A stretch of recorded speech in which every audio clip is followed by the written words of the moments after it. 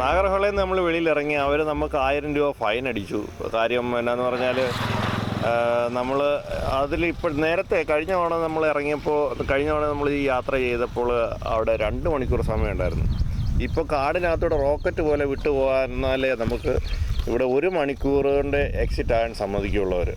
അപ്പോൾ അങ്ങനെ നമ്മൾ ഇറങ്ങി വന്നപ്പോൾ ഏകദേശം 1.5 മണിക്കൂർ കൂടുതലായി. നമുക്ക് ഫൈൻ അടിച്ച് 1000 രൂപ. അതെല്ലാം കൊടുത്തിട്ട് നമ്മൾ അവിടുന്ന് വെളിയിലിറങ്ങി. എന്നിട്ട് വണ്ടി ശകലം മുന്നോട്ട് വന്നിട്ട് നമ്മൾ വഴിയിൽ നമ്മുടെ ബ്രേക്ക്ഫാസ്റ്റിനുള്ള കാര്യങ്ങൾ സെറ്റപ്പുകൾ നടത്തിക്കൊണ്ടിരിക്കുകയാണ്. ലിബിൻ അവിടെ നമ്മുടെ അടുപ്പ് കൂട്ടിക്കൊണ്ടിരിക്കുന്നു. രാവിലെ ബ്രെഡും ഓംലെറ്റും നൂഡിൽസും ഇതെല്ലാം കൂടെയാണ്. എല്ലാം മേടിച്ച് നമ്മുടെ വണ്ടിയിലുണ്ട്. അപ്പോൾ ഭക്ഷണം കഴിക്കാൻ പോവുകയാണ്.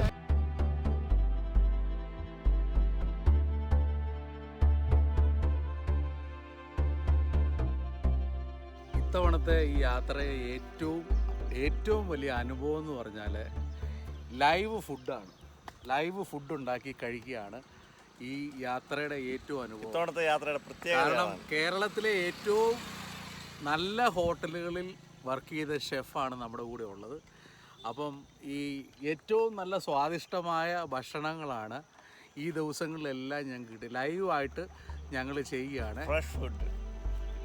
ടീ കണ്ടോ?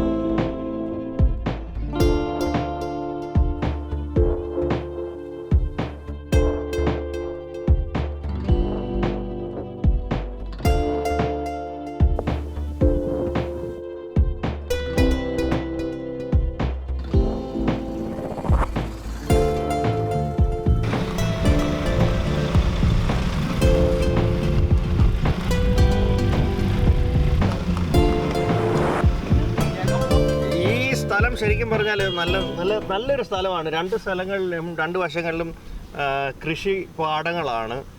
എന്താ കൃഷി ചെയ്യുന്നതെന്ന് നമുക്ക് അറിഞ്ഞുകൂടാ, കണ്ടിട്ട് മനസ്സിലാവുന്നില്ല. കർണാടകത്തിലെ പല കൃഷിയിടങ്ങളാണ് ഇതെല്ലാം.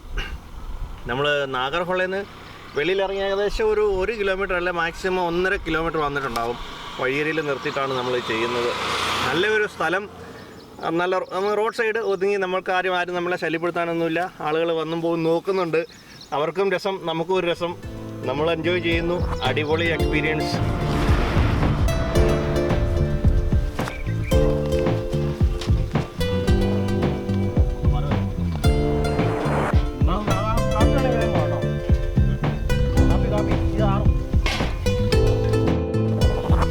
അപ്പോൾ നമ്മൾ നൂഡിൽസൊക്കെ ഉണ്ടാക്കി കഴിച്ചു. നൂഡിൽസും ഓംലെറ്റും രാവിലെ ഉണ്ടാക്കി കഴിച്ചു. ഇനി വീണ്ടും ശകലം കപ്പ ഉണ്ടാക്കുകയാണ്. കപ്പ പുഴുങ്ങി അതോടെ കഴിച്ച് ഒരു ചായയും കാപ്പിയുടെ ഒക്കെ കുടിച്ചിട്ട് വീണ്ടും വയറൊന്ന് ഫുള്ളാക്കിയിട്ട് നമ്മളുടെ യാത്ര തുടരും. അതുവരേക്കും രഞ്ജിത്ത് ആദ്യത്തെ ഭക്ഷണം കഴിഞ്ഞാണ്ട് അവിടെ വണ്ടിക്കകത്ത് കയറി മലർന്ന് കിടന്ന് വിശ്രമമാണ്. അടിപൊളി എക്സ്പീരിയൻസ് എന്ന് പറഞ്ഞാൽ യാത്ര ചെയ്യുമ്പോൾ വ്യത്യസ്തമായ കാര്യങ്ങൾ ചെയ്തുകൊണ്ടുള്ള യാത്ര, അത് യാത്രയുടെ ഒരു അനുഭവമാണ്.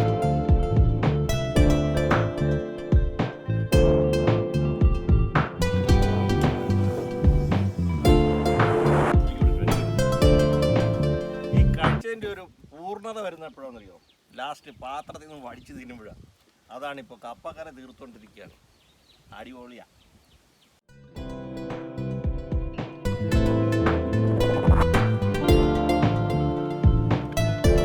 പ്രഭാത ഭക്ഷണം കഴിഞ്ഞുകൊണ്ടിരിക്കുകയാണ്. ഉടൻ തന്നെ ഇവിടുന്ന് ഞങ്ങൾ യാത്ര പുറപ്പെടുന്ന ഇന്നലെ നേരമുള്ളൂ. യാത്ര ചെയ്യാനൊന്നും നമുക്ക് താല്പര്യമില്ല. ഇന്ന് നമ്മുടെ യാത്രയിൽ നഗർഹോളെ കയറി കബനി വഴി തിരിച്ചു പോകുന്നു. ഇവിടുന്ന് നമ്മൾ നേരെ തിരിച്ച് അമ്പായത്തോടെ എന്ന സ്ഥലത്ത് ഇന്ന് താമസിക്കുന്നു. നാളെ പുന്നപ്പാലം കാട്ടി കയറുന്നു. നമ്മൾ കഴിച്ച ഭാഗം മുഴുവൻ നമ്മൾ ക്ലീൻ ചെയ്ത് ഒരു വേസ്റ്റും അവശേഷിപ്പിക്കാതെ അപ്പോൾ നമ്മൾ ഭക്ഷണം എല്ലാം കഴിച്ചു, നമ്മൾ വണ്ടി വിട്ടു. ഇനി നമ്മൾ HD കോട്ട വഴി കാരാപ്പാറ പോകാനായിട്ടാണ് ശ്രമിക്കുന്നത്. റൂട്ട് കറക്റ്റായിട്ട് അറിയില്ല, പോകുന്ന വഴി ചോദിച്ച് പോകണം. ഭക്ഷണമൊക്കെ അടിപൊളിയായിരുന്നു. ഇനി ഇവിടുന്ന് തിരിച്ച് കബനി വരെ എത്തുന്നതിനുള്ള സ്ഥലങ്ങളിലെ പ്രത്യേകത എന്ന് പറഞ്ഞാൽ പൂർണ്ണമായും വളരെയേറെ കൃഷിയിടങ്ങളാണ്. രണ്ട് സൈഡിലും കൃഷിയിടങ്ങളാണ്. അപ്പോൾ ആ കാഴ്ചകൾ കണ്ട് നമുക്ക് യാത്ര തുടരാം. കർണാടകത്തിലെ കൃഷിയിടങ്ങളുടെ കാഴ്ചകൾ ഭയങ്കര കാമൻ ക്വയറ്റ് ഏരിയാസാണ്. ഇതൊക്കെ എന്താണെന്ന് നമുക്കറിയില്ല. ശരിക്കും എന്തൊക്കെയോ തോട്ടങ്ങൾ, മരങ്ങളാണ്. അതേപോലെ തന്നെ മറ്റ് ചെറിയ പച്ചക്കറി കൃഷികളും നമുക്ക് കാണാം.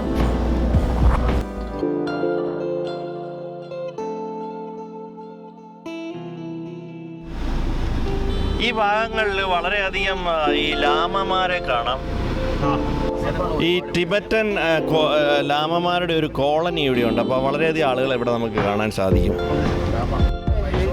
നമ്മൾ ഈ യാത്ര ചെയ്യുന്ന ഭാഗം കൂർഗിൻ്റെ ഒരു സൈഡാണ്. അപ്പോൾ കൂർഗിലാണ് ലാമമാരുടെ ടിബറ്റൻ ടെമ്പിളും ഒക്കെ ഉള്ളത്. അപ്പോൾ അവൻ്റെ ഒരു കോളനിയുടെ ഒരു ഭാഗം ഇവിടെയുണ്ട്. അപ്പോൾ അങ്ങനെ നമുക്ക് ഈ നാഗർഹോള വനത്തിൻ്റെ വെളിയിൽ നമുക്ക് ആളുകളെ കാണാൻ സാധിക്കാറുണ്ട്. ഇതെല്ലാം എന്താ അവരുടെ വീടുകളോ എന്തോ ആണ്. നമുക്കിങ്ങനെ ഈ കളർഫുള്ളായിട്ടുള്ള തുണികൾ ബുദ്ധമതത്തിൻ്റെ എന്തോ ഒരു പ്രാർത്ഥനയുടെ ഭാഗമാണ്.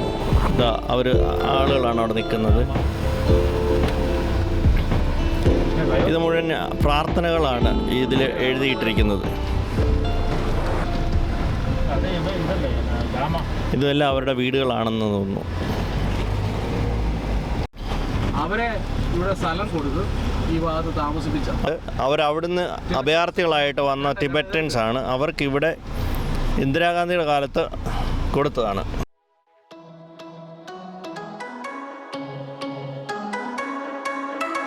വാഴത്തോട്ടങ്ങൾ നമുക്കവിടെ കാണാൻ പറ്റുന്ന ഇഞ്ചി കൃഷിയാണ്.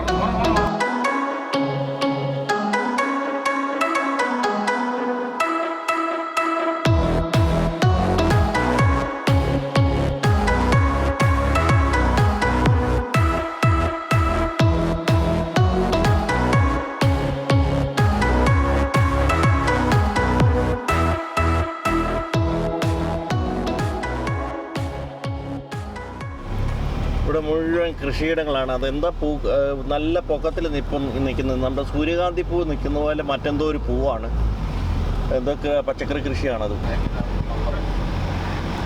മുഴുവൻ. ഈ കർണാടകത്തിലെ നമ്മൾ ഈ ഭാഗത്തോട്ട് വന്നു കഴിഞ്ഞാൽ മുഴുവൻ കൃഷിയിടങ്ങൾ മാത്രം. വഴിയിലെ കാഴ്ചകൾ, വഴി നിറയെ മരങ്ങളും നല്ല തണലത്തൂടെ തന്നെ നമുക്ക് യാത്ര ചെയ്യാം. ഏത് വേനൽക്കാലത്ത് പോലും നമുക്ക് തണലത്തൂടെ ഈ മരങ്ങളുള്ളതാണ് യാത്ര.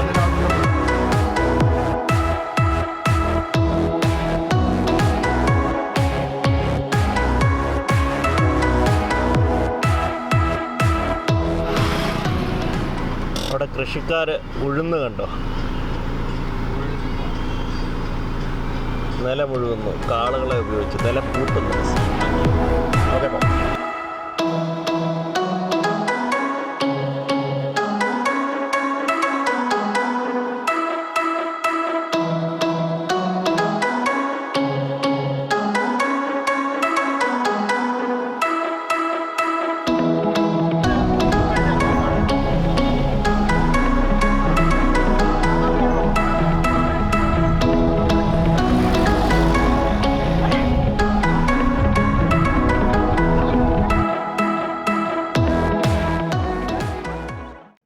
മൈസൂരു HD കോട്ട വഴി കബനിയിലേക്ക് വരുമ്പോൾ കബനി സഫാരിക്കുള്ള ടിക്കറ്റ് കൊടുക്കുന്ന ഓഫീസാണിത്.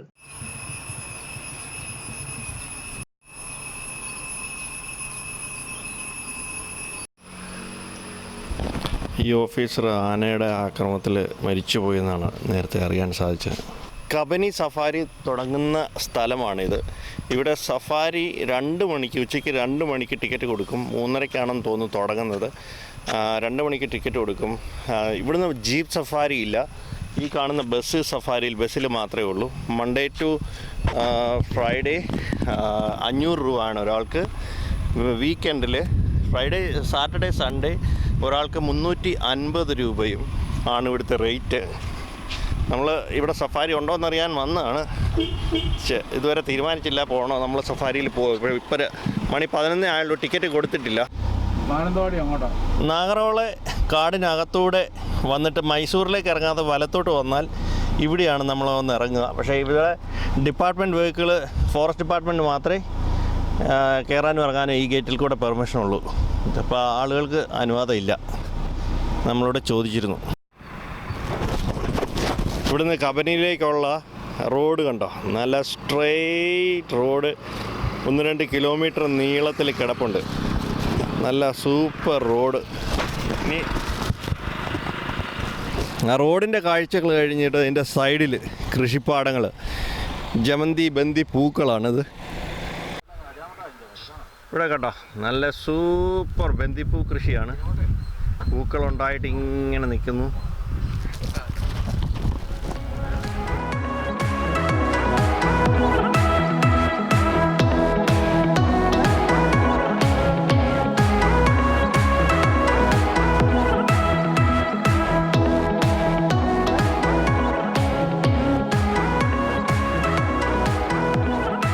രണ്ട് വശങ്ങളിലും കൃഷിയിടങ്ങളുമായിട്ട്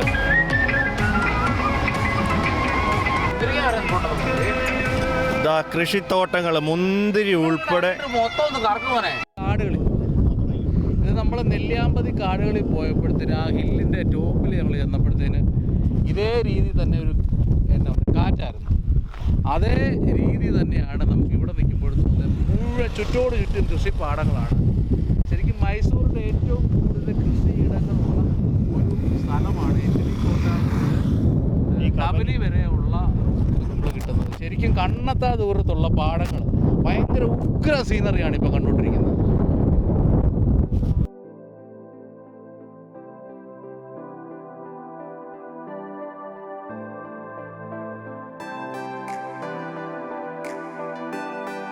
ഇവിടെ ഇലക്ട്രിക് ഫെൻസിങ് ആണ് വെച്ചിരിക്കുന്നത്. മൃഗങ്ങൾ ഉൾപ്പെടെ മനുഷ്യനും ആരും കയറാതിരിക്കാൻ വേണ്ടിയിട്ടാണെന്ന് തോന്നുന്നു. പക്ഷേ എന്താ പറയുക, മനസ്സ് കുളിർപ്പിക്കുന്ന കാഴ്ചകളാണ്. അതും നല്ല പച്ചപ്പ്, പല കാര്യങ്ങൾ. ഇപ്പം നമുക്ക് ഒരു പാടത്ത് ചെന്നാൽ നെല്ല് മാത്രമേ ഉണ്ടാവുള്ളൂ, അല്ലെങ്കിൽ വാഴ മാത്രമല്ല, തെങ്ങും തോപ്പ്. ഇതങ്ങനെയല്ല. പല പച്ചക്കറി കൃഷികൾ, പച്ചക്കറിയോ പഴങ്ങളോ എന്തൊക്കെയാണെന്ന് തന്നെ നമുക്കറിയില്ല. ഇതെല്ലാം ഇവിടെയുണ്ട്. നമ്മുടെ നാട്ടിലെ വാളംപുളിയാണ്. വാളംപുളി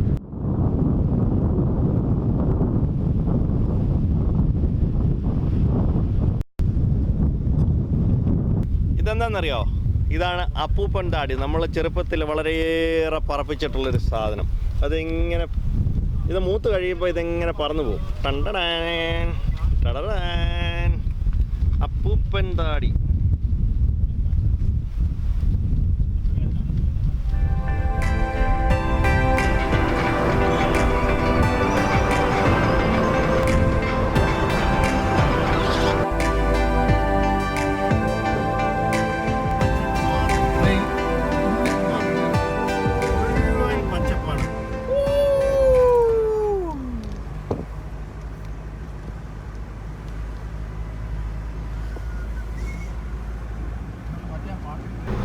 ഇപ്പോൾ നമ്മൾ നാഗർഹോളെ കബനിക്കകത്തൂടെ ബാവലിയിലേക്ക് പോയിക്കൊണ്ടിരിക്കുകയാണ്. ആ വഴിയാണിത്.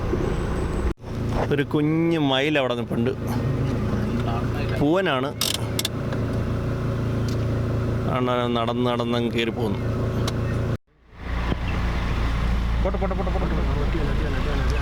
അതാ മറ്റേ ആന, വാലില്ലാത്ത ആന. അതിന് കഴുത്തിൽ കയറ് കണ്ടോ?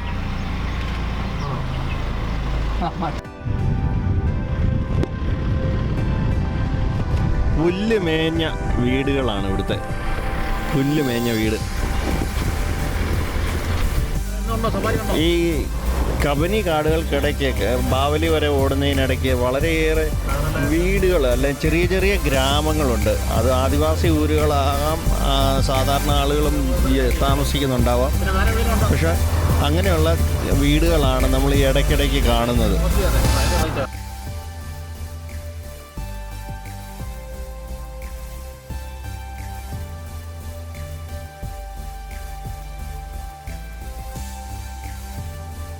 നമ്മൾ ബാവലിയിലേക്ക് എത്തുകയാണ്. അപ്പം നമ്മൾ നാഗർഹോളെ ഫോറസ്റ്റ് ടൈഗർ റിസർവിനകത്തുനിന്ന് വെളിയിലിറങ്ങി ബാവലി കഴിഞ്ഞ് ബാവലി ഇപ്പം നമ്മൾ ഈ ചെക്ക് പോസ്റ്റിൽ നമ്മുടെ പേര് എഴുതി നമ്മൾ വെളിയിലിറങ്ങി. പിന്നെ നമ്മൾ കേരള ചെക്ക് പോസ്റ്റിലോട്ട് കയറണം. അങ്ങനെ ബാവലി പാലം കടന്ന് നമ്മൾ കേരളത്തിലേക്ക് പ്രവേശിച്ചിരിക്കുകയാണ്. ഇവിടം വരെ നമ്മൾ വന്നു. അപ്പോൾ ഈ യാത്രാ വീഡിയോ നിങ്ങൾക്ക് എല്ലാവർക്കും ഇഷ്ടമായി എന്ന് വിചാരിക്കുന്നു. ഈ വീഡിയോ നിങ്ങൾക്ക് ഇഷ്ടമായെങ്കിൽ വീഡിയോ ലൈക്ക് ചെയ്യുക, കമൻറ്റ് ചെയ്യുക. നിങ്ങളുടെ അഭിപ്രായങ്ങൾ നിങ്ങളുടെ വിലയേറിയ കമൻറ്റിലൂടെ അറിയിക്കുക. വീണ്ടും അടുത്ത വീഡിയോയിൽ നമുക്ക് വീണ്ടും കാണാം. അതുവരെയും താങ്ക് യു.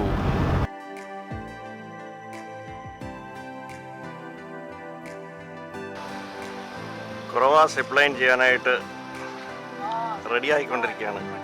പാടാ മനസ്സിലായോ?